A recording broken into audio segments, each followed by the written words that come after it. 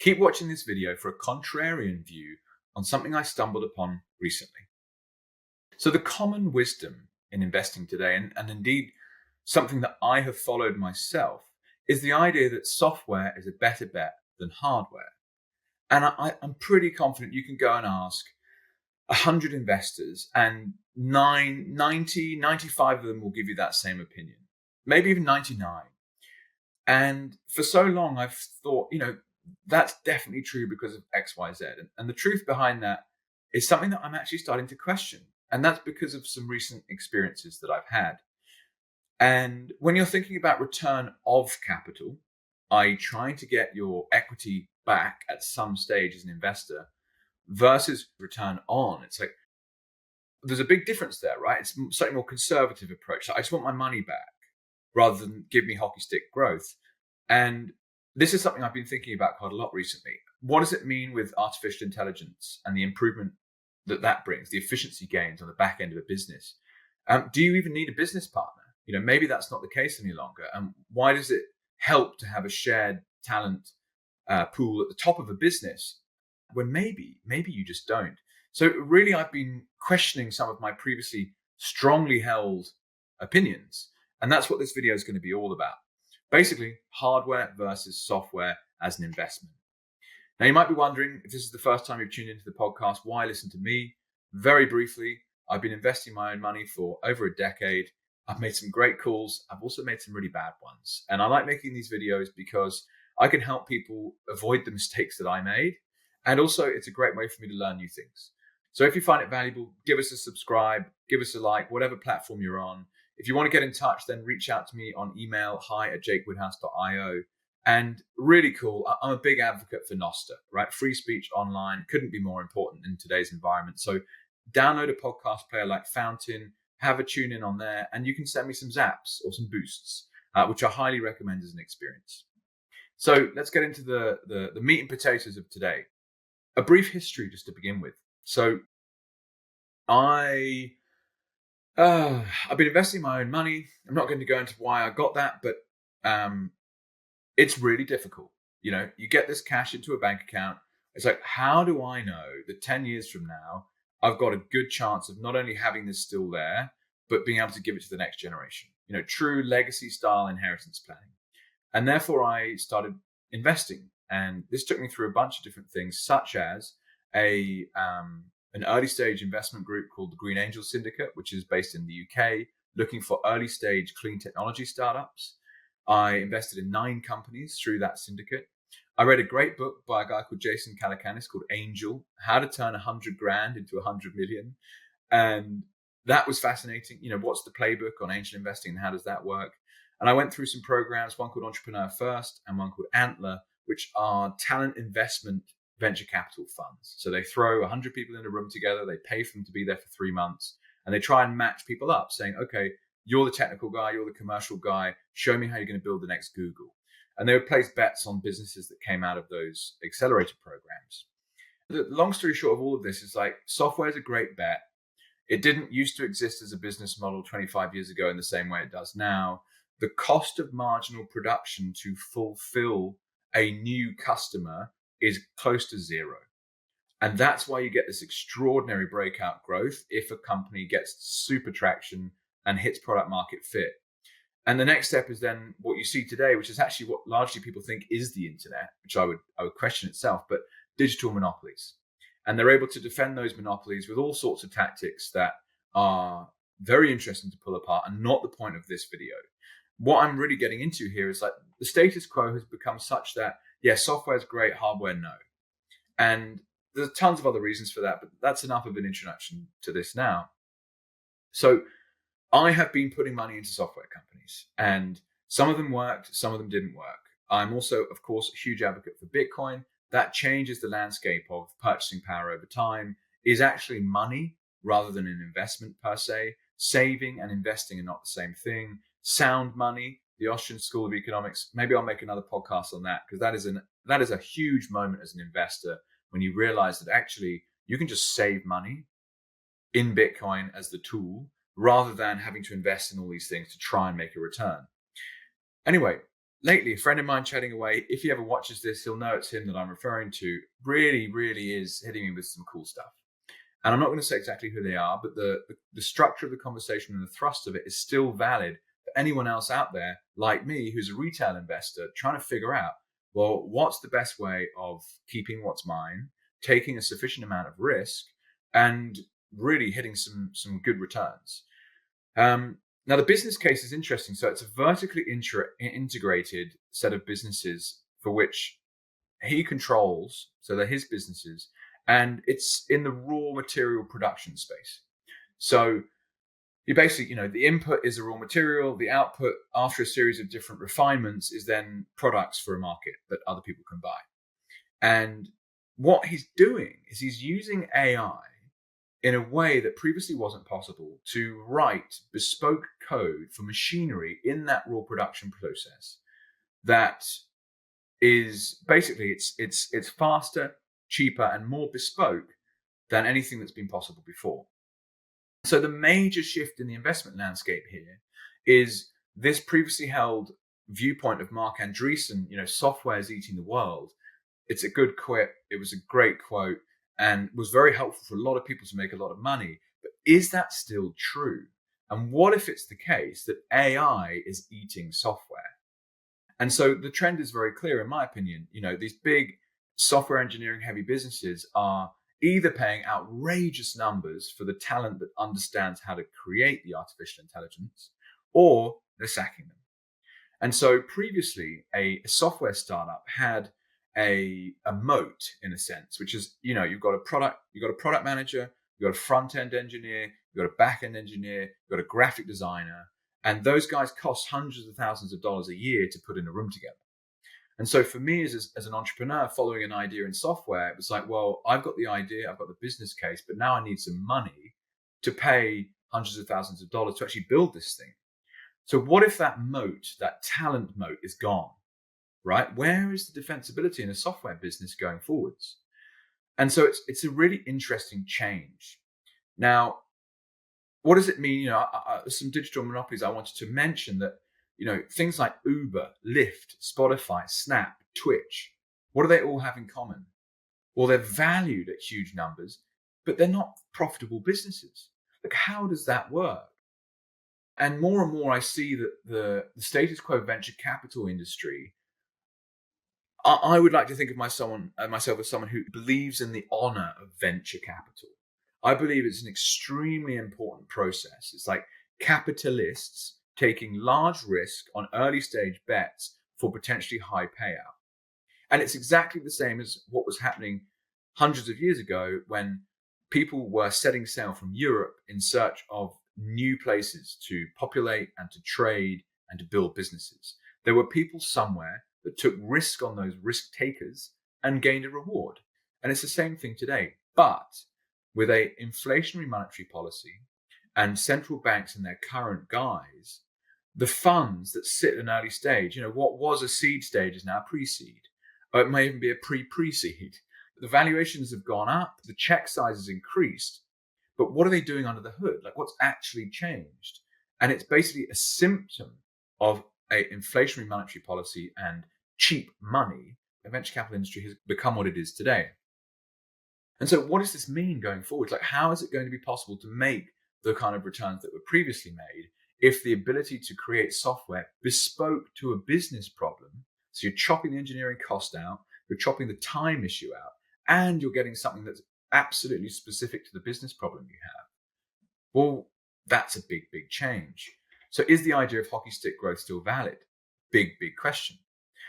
And so as I go through this, it's like, all right, so what's going on now? And I've been researching. It's like, okay, so if you could own the physical supply chain of a product, that becomes really interesting. And so another common thread I'm looking at currently is like the boomers are all retiring, and that's fair enough. They've been working for 40 years. They want to sell their businesses. So what's a really boring boomer business that I could buy with regular cash flows and at a reasonable net asset ratio? Like, I'm talking, 2-to-1 or 3-to-1. Things like laundrettes, things like property management companies, things like accounting. Because then the next tier is, what industries are most ripe for automation through AI. And so I could potentially become the business operator and then say, okay, let's look at how this business process actually works, document the whole thing. I go, okay, well, we can build some software for this. We can build some software for this. We can build some software for this myself. I no longer need the expensive engineering heavyweights to come in and do these like fairly simple tasks. Big shift. Okay. So you're no longer actually competing with the technology businesses. It's the physical assets underneath that are the most important thing that you're then competing against the boomer run laundrette around the corner that hasn't adopted these technologies. Now, in 5 years from now, this opportunity might not be quite the same, right? Because other people will have caught on, and the speed of which AI is improving is such that these tools will get better and better and better. And that trend is another thing that I would really highlight when it comes to this like status quo concept. It's like software is better than hardware. It's like, look at how good ChatGPT has got now versus where it was 6 months ago. So businesses raising money at the moment being like, we're a software business and we're going to go after this market. It's like, okay, but how long until what you're doing can be replicated by an AI? And that is not return of capital, right? I could be investing into a business that's actually far higher risk than what I realize. This brings me then to this idea of like the idea of teams, and also the fact that like as a physical business, let's use a laundrette as an example. Let's say you go and buy the local laundrette, you tart it up with a better website, you have some kind of like Google Ads process where you're driving more business, you incorporate a bunch of things like membership programs, I don't know, you have a automated locking system on the front door, you have an automated process for actually using the laundrette, whatever efficiency gains you might be able to bring in. But the key then is you build it on a Bitcoin standard. So you say, okay, all the excess cash flows from this business, we're going to accumulate Bitcoin. And so you get startup-like returns on your purchasing power, but with very low risk. That's a cool play. And the question, of course, there being is how do you finance the purchase of the laundrette in the first instance such that you beat the pace of Bitcoin? And that's where leverage on your Bitcoin becomes an interesting process as an investment skill. And I'm going to do another podcast on that in the future. And where that then gets me, it's like, okay, well, my previously held philosophy, going through something like an entrepreneur first is, you want to have shared skill sets at the top of the business because you can't do every single role. Well, that's true, when I did that in 2018, but it's now 2025. And what if I can actually completely outsource a CFO? What if I can actually completely outsource a CMO?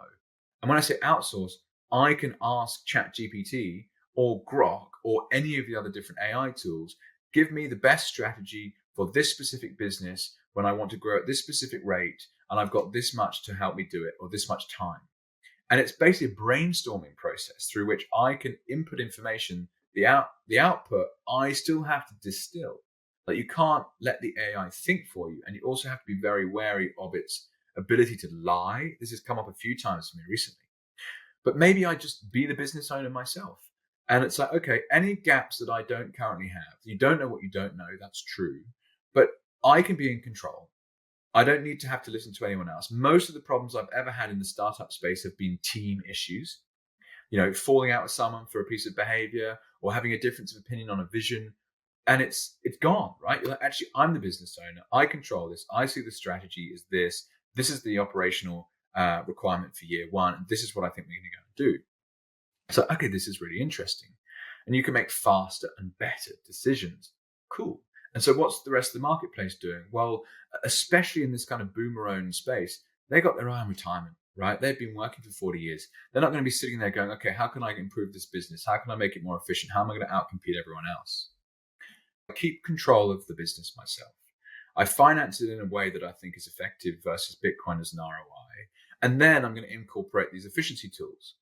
Again, these are just concepts, right? But it's really challenging the idea of software is better than hardware.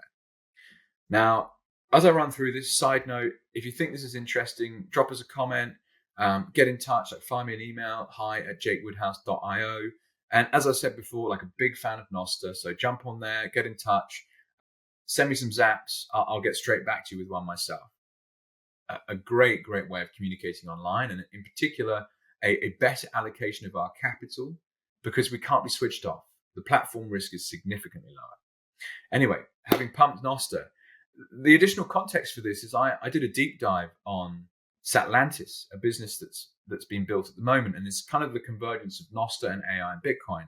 And they're looking at the travel industry and disrupting that. And shout out to Alex and the team there, Geordie as well, who came on the podcast. Honestly, wishing you guys the very, very best of luck. I think they've got a great team. I think they've got a good chance. But what if what I'm highlighting here is true?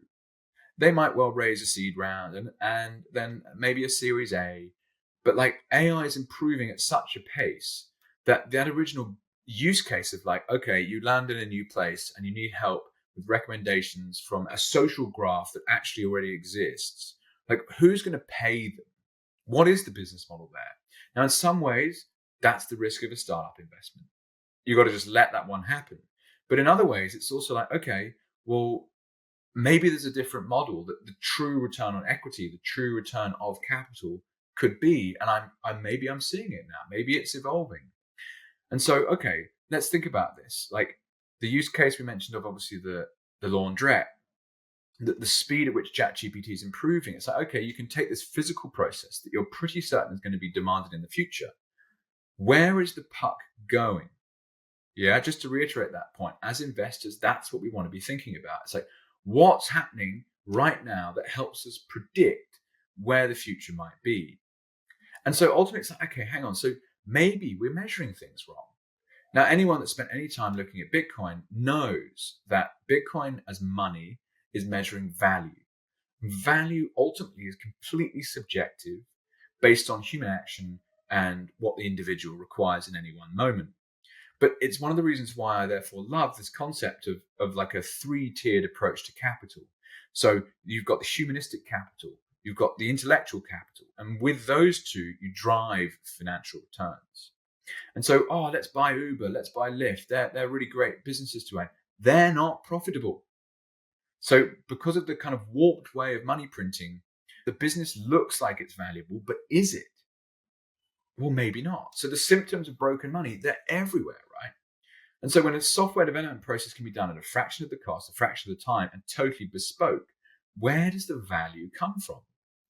And that's why I think the physical side of things is such an interesting place to now look. And hence, maybe hardware is the way to go. Another example I want to bring up is beef. Like grass-fed, regeneratively grazed beef is, in my opinion, the best form of food we could possibly have. And a brief shout out to Brisket, who he and I have talked about this in the past. It's like, okay, so you want to build a beef business. Well, you need a farm. Okay, so you've got to own the land. Okay, well, the opportunity cost of not owning Bitcoin versus owning land is massive. You go and pay for a piece of land today. In 5 years' time, you could buy 5 pieces of land. But you need food. And so in an environment where we're moving into an inflationary period, like there's no doubt in my mind that that's going to happen, right?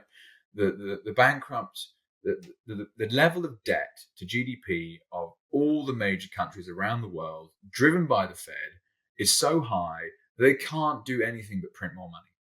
And so what that means is the price of hard assets is going to go up.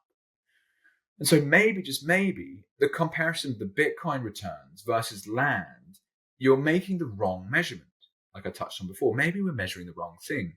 So, okay, at some point, you have to not think purely financially. You've got to think about that humanistic investment.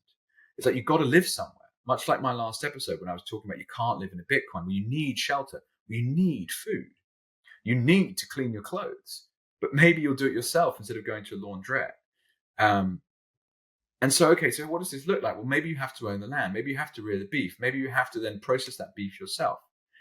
And if you can own all of that, then the value that you're actually creating is far higher than what some of the metrics we previously would have used to create are, especially if you can go into these physical supply chains and start implementing the AI that we've discussed so far. And again, like the average age of ranchers and farmers is well over 50. They're boomers. They're not going to do this stuff. Now, would it be difficult? Yes. But are you able to deliver value to the marketplace that is incorruptible from the likes of inflation? With something like beef, I believe so. And it's a set of competencies, right? Who else can create the beef? Well, there's only a handful of people that have the land to do it on, have the skill set to actually do it, have the herd in the first place to replicate. And so, yeah, conceptually as investors, maybe we're overlooking something here, or maybe I personally am overlooking something here. Now, this is where things get a little in the weeds. And again, the friend that I was having this conversation with, if he ever goes through this, will know that it's him. But he started sending me some stuff that really, really hit home. And this takes us back to like ancient Greeks and number one, matter. So matter is the potentiality of a thing. It is that of which something is made and the substratum that can receive form. So for example, bronze is the matter of a statue. Flesh and bone are the matter of a living being. So matter by itself is indeterminate.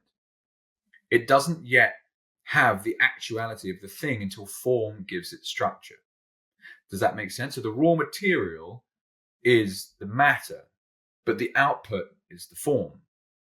And so to talk through form, so form is the actuality of a thing. It is the principle that makes a thing what it is rather than something else. So, for example, the shape or design of a statue, the soul as the form of a living body. So Aristotle, form is not a separate realm, but is immanent in things. Does that make sense? And so there's something called hylomorphism. So hyl is matter and morph is form. And so this is the unity of matter and form. Every natural substance is a composite of matter and form, i.e. potential and actual. Neither exists independently in the natural world. So pure matter is never found without form, and pure form exists only in immaterial things. Pretty crazy, right? To think that, humans have been thinking about this stuff for so long. So to give another example, a wooden bed, the matter is the wood, structured by the form, which is the bed arrangement. As we carry on through this, like Aristotle's categories, and this is where like the modern business comes in. It's like the matter is the underlying substrate, the stuff that can take on form. And in modern business, that's the commodities, the raw materials, the hardware, the energy, the land, the logistics capacity, so the competencies, so anything physical, finite, and slow changing.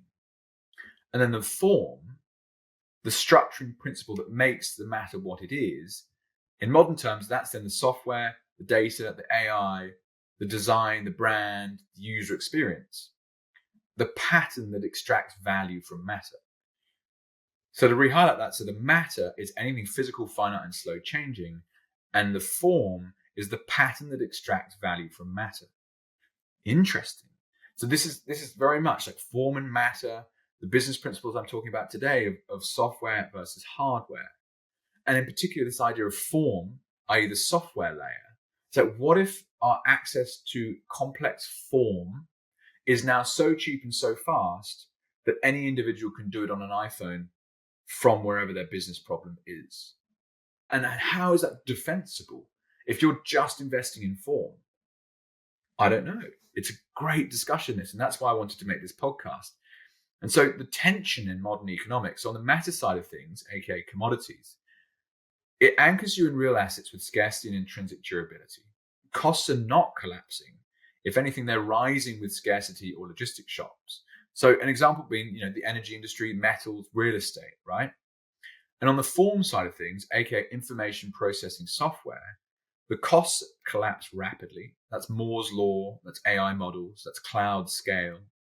The marginal cost of applying new form to old matter is approaching zero. So using AI to design or optimize your physical production process of raw materials, right? This is really interesting stuff, isn't it? It's like, okay, so the point is, it's like, how are you ever going to get return of capital when you're only investing in form? You still need the underlying matter in order to drive equity value long term. So form is cheap and accelerating. Matter is finite and anchoring. So Aristotle's hylomorphism is alive in business today. Both are necessary, but they behave differently under time and market pressures. Interesting. Okay, well, this is just the kind of stuff that I like to learn about. Like, incidentally, I'm pretty certain that this investigation into Aristotle's way of thinking is using AI. So we can build on the shoulder of giants, right? The previous thinkers of multiple like whatever that is, like 2,000 years ago. We're now reapplying that to business today. That makes us, in some ways, the most sophisticated business operators the world's ever known. So how are we not driving more value? How do we not have better businesses? How do we not see more abundance all around us? And my number one answer to that is money printing. And that's where it's so important to dig back into the history books and see what happened in the past and how people reacted. So let's apply this concept to a business model. It's like, okay, so going back to my friend that I originally touched on that we had this conversation with, it's like secure the long-term control of physical assets that others cannot replace digitally or cannot replicate. So examples: forests, land, logistic fleets. So my old area of expertise, shipping, manufacturing. These assets you want to hold or grow in value because they're scarce, slow-moving, and immune to the collapse of digital costs. So, that is the primary means of production, basically. Like, how do we get our hands on that as equity investors to then build on top of that better form? So stay exposed to form. Form that we mentioned before of like the drop in cost of building software is reducing so fast, it's collapsing, okay? And place those on top of these physical processes. So, there are a bunch of examples that we can probably think of where this could be true. I already mentioned the laundrette, right? And having a more automated process through that. Am I confident that a laundrette is enough of a basic necessity that it would be inflation proof? Well, that I'd need to think about some more. My hunch is yes. People still need to wash their clothes, right?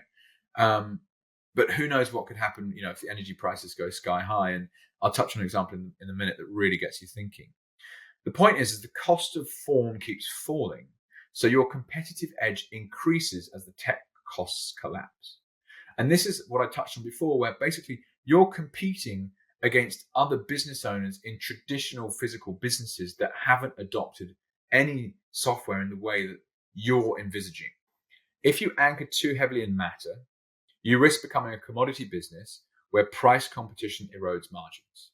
If you anchor only in form, you float in a space where entry barriers collapse and competitors scale infinitely at lower cost.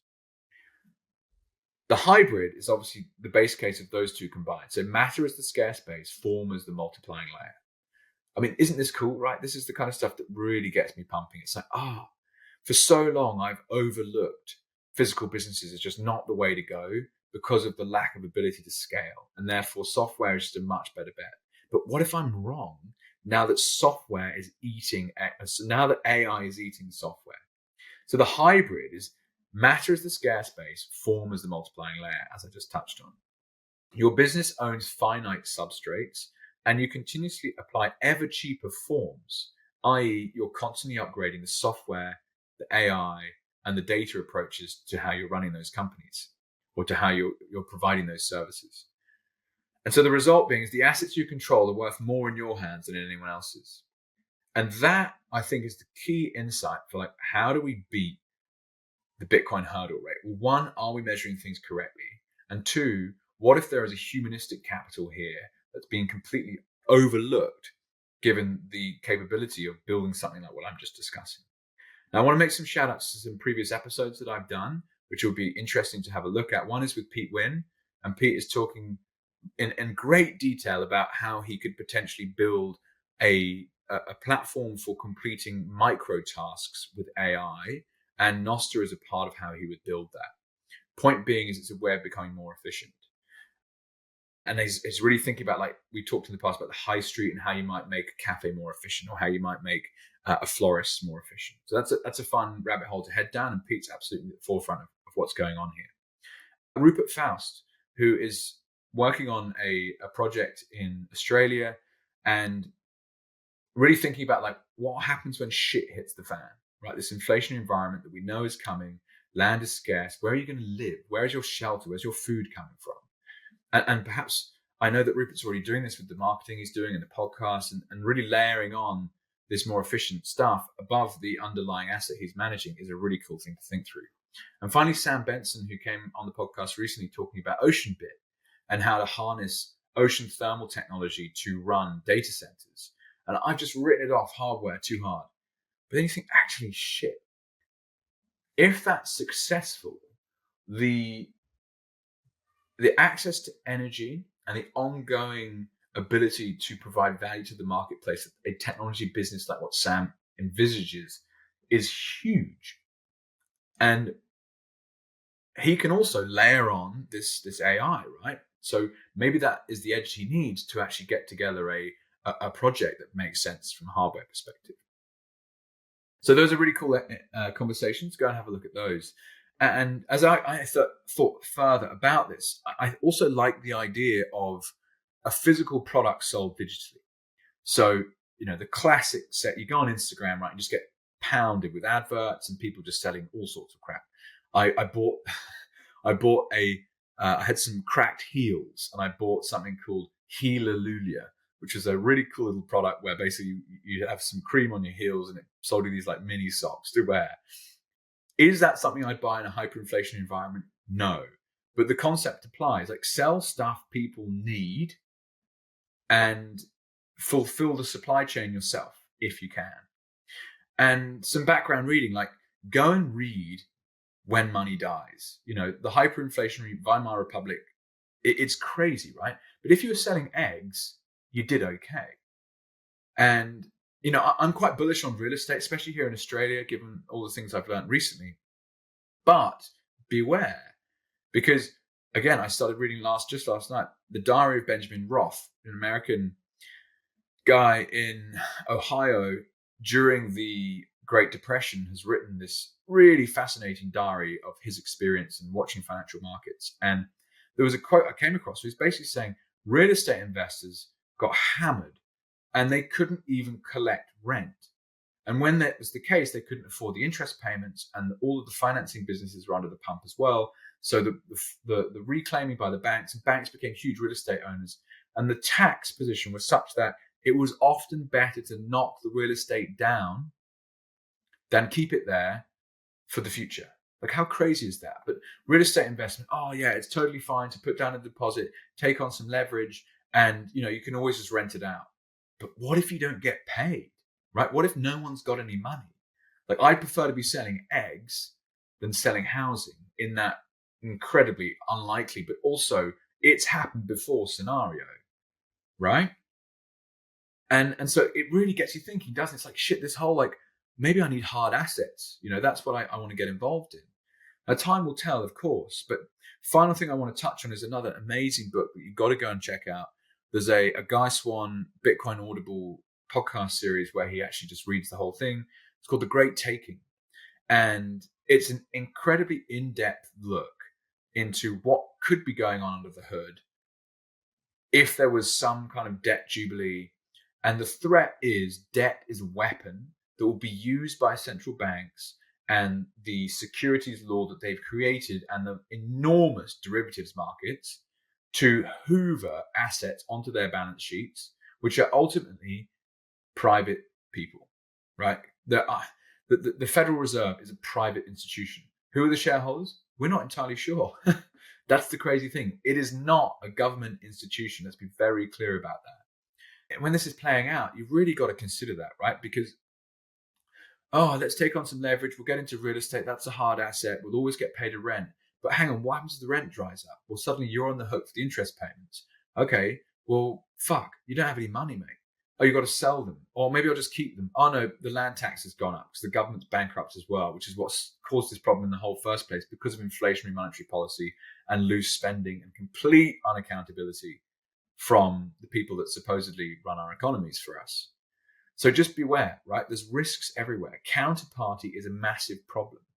And I think it's completely overlooked. So yeah, just to shout out some of those resources that for me are really important. Go and study the history books. Is it, I mean, recent times have really made me question a lot of history that I've ever read, but it can still inform thought today. So to recap, When Money Dies, The Diary of Benjamin Roth, and The Great Taking. Like, those three things combined, you're like, wow, I've got to be super, super careful with counterparty risk. I've got to be super, super careful about what it means if it's actually a hyperinflation. I've got to be super, super careful about how I actually navigate this process and get return of capital. Anyway, that's going to bring to conclusion today's episode. I hope you found that useful. Let me just highlight a few things. Where is the puck going? I don't know, right? No one knows. Do you know? Like 100%, reach out, get in touch. I'd love to hear your view. I'm going to make some bets on decisions that I can make with information in hand. And the key is information travels unfairly through markets. So if you think you know something that other people don't and you can benefit from it, why haven't you acted on that? And what's your strategy for not acting on that? Or what's your strategy for acting on it? Document it and keep in mind, always like, what's the portfolio allocation? Where's my real risk coming from? Where's the reward going to come from? Am I managing to keep my head above water from real inflation? And what's my purchasing power year after year? You got to track it, right? Track your net wealth against gold. Track your net wealth against Bitcoin. You'll be extraordinarily surprised to see how differently things look when you start changing the way that you measure value around you. Now, I'm not quite sure what the structure is. Let me be very clear. I'm not quite sure what the business opportunity is I'm going to go after. I'm always going to be considering the Bitcoin hurdle rate and what is my cost of capital. So perhaps that's an episode I'll do in the future. Keep an eye out for that. Some things are worth more than money, right? Financial returns doesn't measure everything. And that's where this becomes really interesting. So always review your predisposition to things. Like, why do I think that? Am I now wrong? How might things change in the future? And, see where it takes you. Ultimately, you got to take some risk. You got to make some bets. And without doing that, without getting your hands dirty, like, this is kind of how I feel in a way. It's like, oh, that business is way too hard basket. But in some ways, getting involved is how you learn. And that's where the reward is. Follow that. Oh, that work scares me.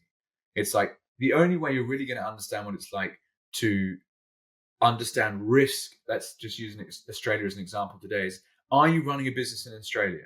Are you paying payroll tax? Are you paying land tax? Are you paying whatever else they come up with to do that? And how badly does that actually affect the ability of the business? And through that experience, that helps you improve as an investor. Anyway, that's enough for me today. Give me a shout on email, hi@j.woodhouse.io if you've got anything to share, or if this makes sense, drop us a comment. And most of all, just get into Nostr. It's absolutely awesome innovation. I think it's the future of online communication. Send me a zap. I'll send one straight back. Thank you.